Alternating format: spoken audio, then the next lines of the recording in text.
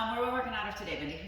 Half guard to the Kneebar, and half guard is a really important position for us because it's some position most of the time when you roll, you get to half guard, and that's we can explain practically everything we do with the Kneebar from half guard.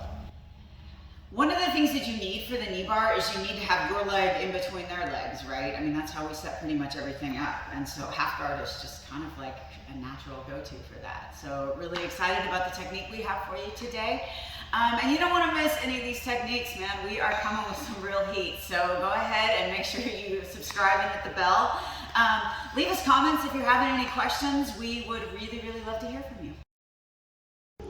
Okay guys, I'm going to start my technique by the under hook and my arm behind her head, and I'm going to put the pressure with my shoulder on her throat. And from this position, what I want, because most of the time if she hug me here, I can't disconnect with her, and I won't disconnect.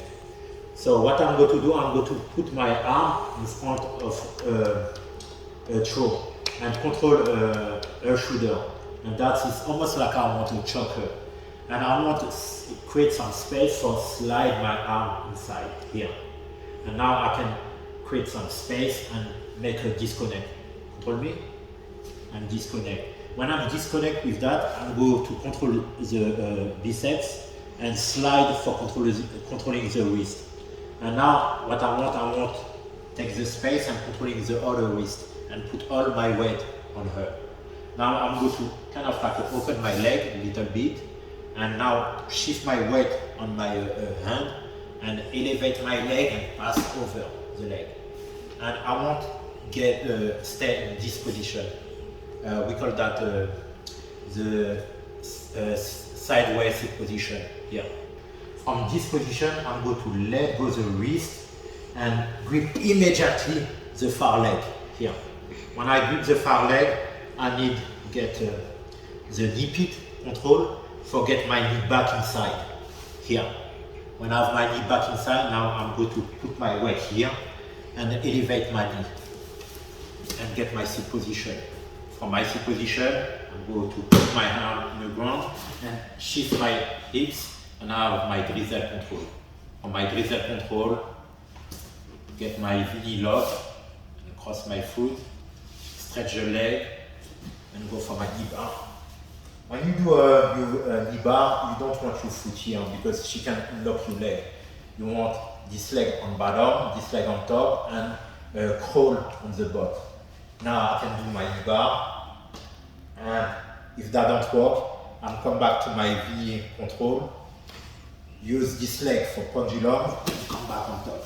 When I'm on top, I can stay with my V control knee in or knee out.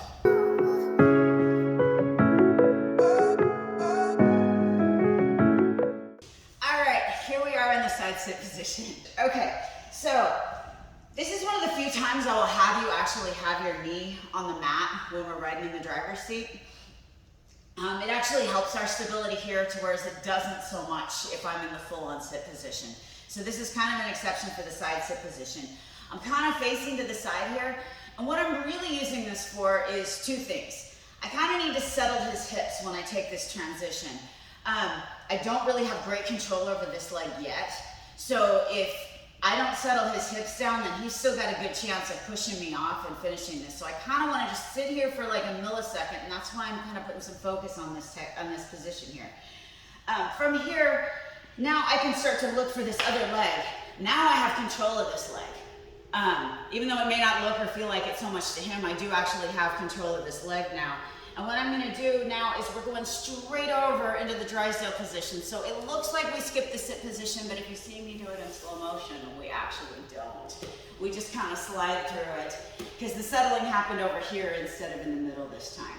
Now we're going to troubleshoot a little bit on the submission here. If his foot is attached really tight here, you can see I can't just bring my leg over into the Vinny. If you're not familiar with this and someone does this to you, it's a real problem. If you know what to do though, it's not. So what I'm going to do, I've got a couple of options here. I can kind of bounce on him a little bit. This is kind of a jerk thing to do, but you know, when it's your husband, you don't mind. I can bounce a little bit here, and sometimes that will make this easier. The other option is, if he knows what's up and is really bound and determined not to get this submission, or if you're a big person and don't want to do it to somebody because it's not very nice, you can kind of just, I can either kick his toes and create this, or sometimes I can just wedge my heel in right through this position here. And that actually gets me good and tight on this. Now, if his foot, remember I said it's easier to finish, to extend the leg from sitting than it is from on the ground. This is not gonna happen here though. He's got his heel flexed. I can't pull this, I'm not strong enough to do this. So in this case, I am actually gonna go to the ground to get my finish. I'm gonna pull my knees tight into my chest to keep him from going belly down. I'm gonna grab his heel and I'm gonna pull it towards me. So I'm really pulling this like knee into my chest. And what that does is it makes his hamstring pretty weak here, and I can get the finish. So I have a couple of ways that I can finish here. If he's nice and strong and I've got this space, I like to come here first to this, some people call it the power knee bar. I'm gonna put it underneath my armpit here and go ahead and get that finish. My other options are, I can just go back to the traditional knee bar finish.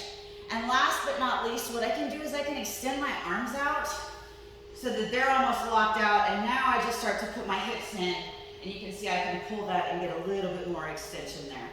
But no matter how I finish or don't finish this knee bar, what I want to do is I'm going to grab his ankle or his shin in between my knees and above his knee.